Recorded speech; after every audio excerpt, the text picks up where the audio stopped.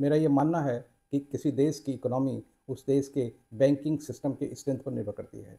Banking system का strength जितना strong होता है, उस देश की इकोनॉमी भी उतनी ही स्ट्रांग होती है। दरअसल बैंकिंग सिस्टम देश की इकोनॉमी के लिए एक ब्लड सर्कुलेटरी सिस्टम के रूप में काम करता है।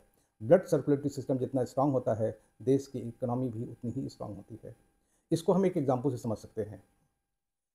1947 से लेकर के 2020 तक 70 सालों में हम 2.5 ट्रिलियन डॉलर के इकोनॉमी बन पाए थे। 70 साल लगे हमको 2.5 ट्रिलियन इकोनॉमी बनने में। लेकिन 2017 से 2020 के बीच में कुछ बड़े बैंकिंग रिफॉर्म हुए और 27 पीएसयू बैंक्स में से बीमार बैंकों को स्ट्रांग बैंकों के साथ मर्ज करके 12 स्ट्रांग बैंक खड़े किए गए।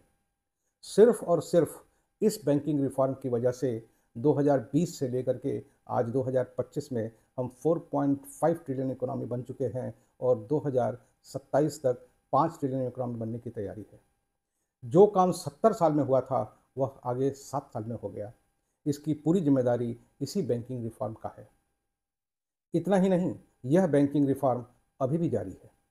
अभी अभी हमारी मिनिस्ट्री ऑफ फाइनेंस ने एक प्रपोजल ड्राफ्ट किया है जिसमें कहा गया है कि देश की 4 छोटी और स्मार्ट बैंकों को देश के बड़े 3 बैंकों में मर्ज किया जाएगा। इस मर्जर के बाद इन बैंकों में 49% एफडीआई भी अलाउ कर दिया जाएगा। अब आप सोच सकते हैं कि जिस दिन यह काम हो गया उस दिन ये 3 पीएसयू बैंक्स कितने बड़े बैंक बन के उभरेंगे। यह पूरे इंटरनेशनल बैंक्स को टक्कर देने की क्षमता रखेंगे। इसीलिए हम कहते हैं कि 2047 में जो हम 30 ट्रिलियन इकोनॉमी बनने की बात करते हैं, यह महज एक परिकल्पना नहीं बल्कि एक हकीकत है। और ये 5 ट्रिलियन इकोनॉमी से 30 ट्रिलियन इकोनॉमी की जो जर्नी है, इसका सबसे बड़ा बेनिफिशियरी जो अगर कोई सेक्टर है तो वो है बैंकिंग एंड फाइनेंशियल सेक्टर्स।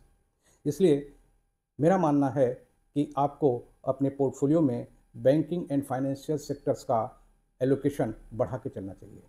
आने वाले लंबे समय में बड़ा पैसे बनने वाला है। Thank you.